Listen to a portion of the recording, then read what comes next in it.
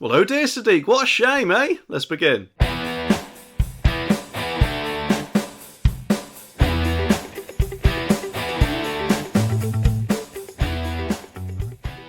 Now picture this, a wild scene down in Bromley, southeast London. So there's this little ULEZ camera van, minding its own business, right? The next thing you know, protesters decided to need a little sprucing up, and boy did they go all out. They covered it in foam, deflated its tyres and turning it into the latest street sensation. I mean, can you imagine the poor ULEZ camera's shock? I bet they never expected a phone party on a random work day, did they? But wait, it gets even crazier because a 29-year-old local who prefers to stay, let's just say hidden, spilled the beans to My London about the whole shenanigans. The ULEZ van was just sitting there and these protesters, fuelled by what it seems like a mix of creativity and frustration, surrounded the van with billboards and they whipped out the expanded phone, transforming this van into the newest film scotcher in town. And just to top it off, they made sure that the tyres took an impromptu break.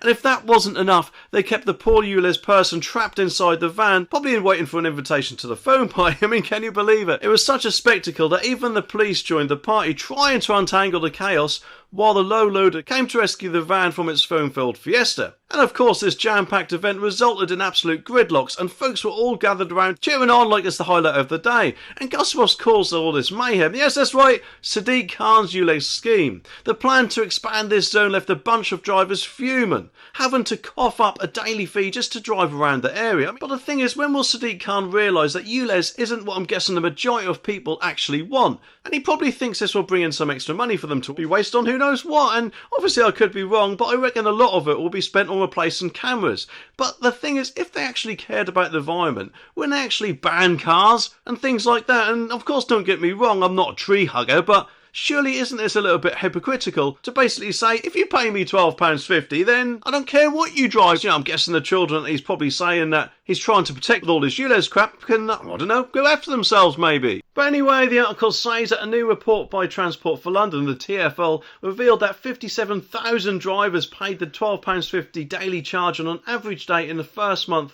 after the boundaries were redrawn. And on average, 2,696 fines a day are being issued, which are £180 reduced to £90 if paid within 14 days. Although, as I've said before, you could also look at it as if you don't pay it within 14 days, then it jumps up by that amount. The Tory London mayoral candidate Susan Hall accused her Labour rival of a tax grab. She cited estimates by the Conservatives that the expansion has so far raised £52 million. And Miss Hall said to take over £52 million from hard work and people with no gain to air quality described anywhere in this report shows how little he cares for Londoners. It is those on the lowest incomes who are suffering most from this disastrous charge. Well, of course, here we are with a modern shift towards digital banking and the persistence of paper statements. Lloyds Bank and Group decision to bid adieu to the paper statements for online banking seems like the ultimate breakup letter to the very motion of tangible finance records.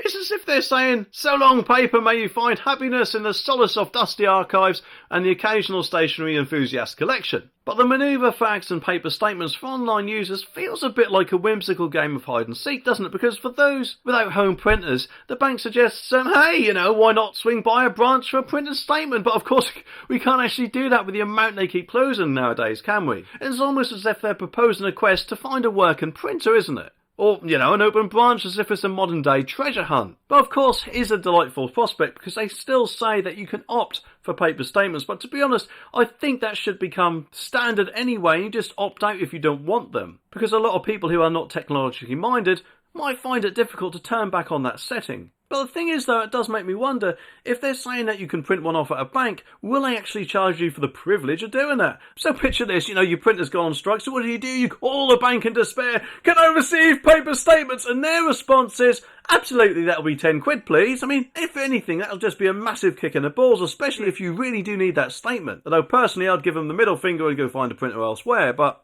that's just me. But anyway, the article says that a Lloyds Bank and Group spokesperson said, we've written to online banking customers to let them know statements will only be sent to their secure digital inbox in future, and there's no change for customers who prefer not to bank online. However, online banking customers can still get access to paper statements if they need to. It means that customers without a working printer will have to visit their local bank branch to request a paper statement. Well, here we go, the potential transformation of meat consumption. Controversy of Warlands that might just rise rival stark messages on cigarette packers, and that is because Durham University researchers are suggesting a bold move, and that is of course slapping attention-grabbing labels on meat products to remind us about the detrimental impacts of our cravings, have both on our health apparently and the environment. It's like turning your grocery shopping into a mix of meal planning and one of those just stop oil climate change classes or something like that, and it's going to be nothing more than a trolley full of guilt and planetary concerns. I mean, imagine tucking into your favourite restaurant or deli and there, emblazoned on the menu, are vivid images of deforestation and ominous warnings about the environmental footprint of that juicy steak or bacon-filled burger.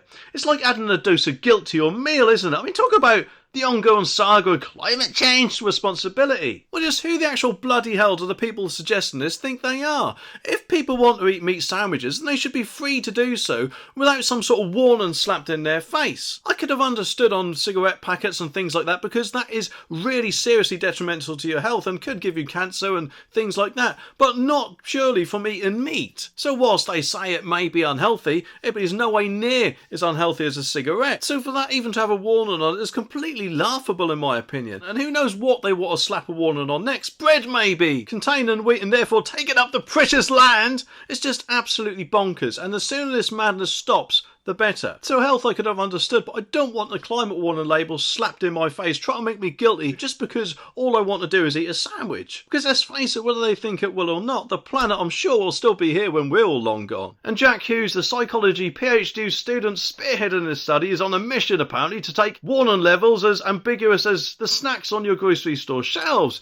We're aiming for net zero emissions, he says, and if the warnings work on cigarettes, then why not do it for a Sunday roast? He suggests it's like turning a humble label into some sort of superhero costume in their eyes, I'm sure. With of course a mission to save the planet one steak at a time. But not everyone is raising their forks in agreement, and to be honest I don't blame them. Enter Professor Valev, the nudge tactics specialist, who's pondering the potential gloomy implications of all of this, and he acknowledges that scaring people away from meat might just be more effective than preaching the perks of veggies, but cautions about fair play in this labelling escapade. And he says that sure, the idea is good, but let's not step on any local organic chicken farmers' toes in the process. It's like reminding everyone that while we're apparently ditching the steak, we should try not to trample on the poor chicken's coop.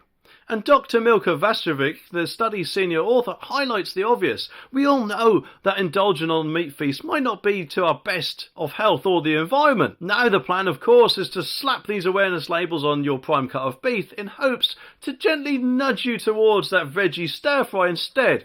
It's like transforming every shopping aisle into a battleground of choices, where every product label feels like a mini decision of ongoing saga of climate change responsibility, which no doubt, of course, Just Stop Oil and eco-idiots like them would no doubt love. So picture this, your meal isn't just a meal anymore, it's a statement, a moral, environmental stance. You stand there, sandwich in hand, pondering your ethical implications of your lunch choice. Is a ham and cheese sandwich worth the guilt trip it's packaged with? I mean, who would have thought choosing a meal could become such an existential crisis? But anyway, the article says that reacting to the research behavioural expert Professor Ivo Valiv, who is a specialist in nudge tactics, said highlighting the negative consequences of consuming meat could be more effective than promoting the benefits of alternative choices, but there needs to be fairness in the messaging, the University of Warwick professor argued.